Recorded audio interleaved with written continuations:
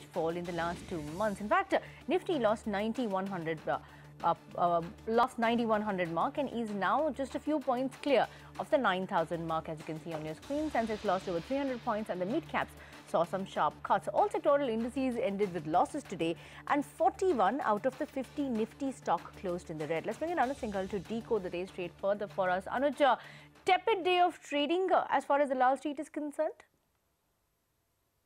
Well, bad day for the markets, no taking away from that. It looked like that with the global cues that we had. The market had a gap down. But what makes markets a bit worse than what the screen would tell you is that we had an intraday recovery that was sold into and the market closed at the lowest point. Normally an indicator of a trend reversal. But we'll have to wait for that. Banks led the fall today and other heavyweights also joined in. In terms of mid caps, there were some stocks which held out, but otherwise it was a weak day, advanced decline favoring the declines.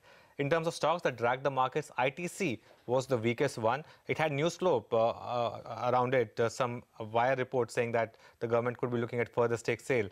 Tata Motors and ICICI were the other big drags. Autos in general actually were weak today. Bajaj Auto, Eicher Motors and Maruti were also down apart from Tata Motors. Other Nifty losers included stocks like Bharti Airtel, Hindalco and Ambuja Cement. Commodities were down, tracking global market action.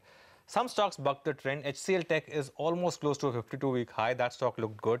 And some pharma names like Lupin and Cipla also saw some buying from lower levels. In the mid-caps, while the ratio looked bad, there were some stocks which gained like Subex, NLC India and Delta Corp, while on the way down, stocks like Tourism Finance, India Cement and Syntex were down. All in all, you'll have to say it was a bad day. The overall trend is intact, but suffice to say that at lower level, or at higher level, the market is struggling a bit. All right, Anuj, thanks for taking us through that.